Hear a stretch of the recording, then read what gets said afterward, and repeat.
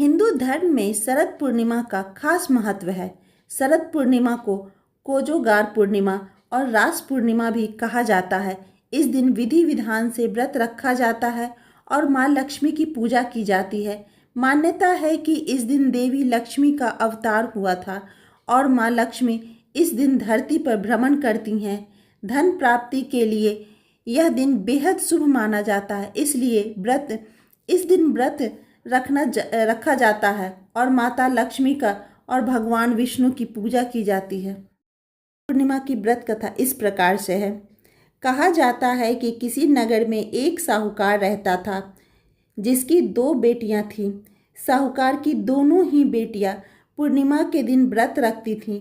बड़ी बेटी पूरे विधि विधान से व्रत के नियमों का पालन करती थी, लेकिन छोटी बेटी नियमों का पालन सही से नहीं किया करती थी। सालों साल ऐसा ही चलता रहा और बेटियां जब बड़ी हुई तो पिता ने दोनों की शादी करा दी। शादी के बाद दोनों बहनों ने संतान को जन्म दिया। बड़ी बेटी की संतान तो एकदम स्वस्थ थी, लेकिन छोटी बेटी की संतान ने जन्म लेने के बाद तुरंत ही दम तोड़ दिया। छोटी बेटी के साथ ऐसा एक बार नहीं, कई बार हुआ।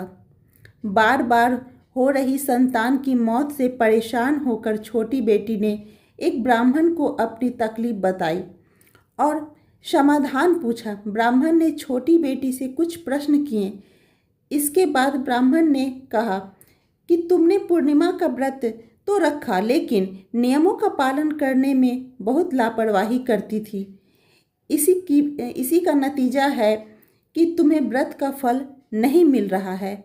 ब्राह्मण की बात सुनने के बाद छोटी बेटी थोड़ी उदास हुई, लेकिन उसने मन ही मन में ठान लिया कि वो अब से पूर्णिमा के सारे व्रत पूरे विधि विधान से रखा करेगी। लेकिन पूर्णिमा आने से पहले ही छोटी बेटी के साथ फिर से वही हुआ जो हर बार होता था। उसे संतान हुई, लेकिन जन्म लेते ही उसकी मृत्यु हो गई। उसने अपने बेटे का शव एक कपड़े में से ढककर एक पीढ़े पर रख दिया। इसके बाद उसने अपनी बड़ी बहन को घर बुलाया और बड़ी बहन को उसी पीढ़े पर बैठने को कहा जिस पर बच्चे का शव रखा था।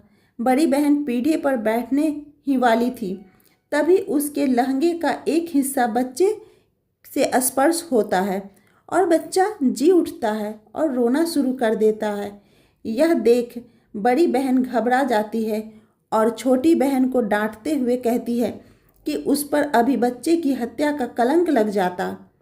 छोटी बहन बड़ी बहन का गुस्सा शांत कराती है और कहती है कि दीदी शांत हो जाओ, मेरा बच्चा मरा हुआ ही था। ये तो तुम्हारे स्पर्श से ही फिर से जीवित हो उठा है। दरअसल तुम जो पूर्णिमा का व्रत रखती हो, इस कारण तुम्हें वरदान प्राप्त है। व्रत तो मैंने भी रखा, लेकिन तुम्हारी तरह नियमों का पालन नहीं किया। अब मैं भी शरद पूर्णिमा का व्रत पूरे नियमों से रखा करूँगी। इसके बाद ये व्रत पूरे नगर में मशहूर हो गया। दोनों बहनों का यही किस्सा शरद पूर्णिमा व्रत कथा के तौर पर जाना जाने लगा। इस दिन लक्ष्मी नारायण जी की पूजा की जाती है। लक्ष्मी नारायण जी की पूजा विधि इस प्रकार से। इस दिन लक्ष्मी नारायण की पूजा पूरे विधि विधान से करनी चाहिए। रात में खीर बनाकर आसमान के नीचे रखे।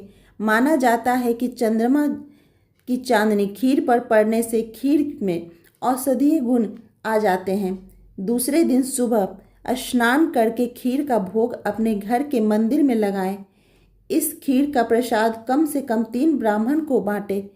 इसके बाद अपने परिवार में खीर का प्रसाद बांटे। मान्यता है कि इस प्रसाद को ग्रहण करने से रोगों से छुटकारा मिलता है। श्री लक्ष्मी नारायण की जय।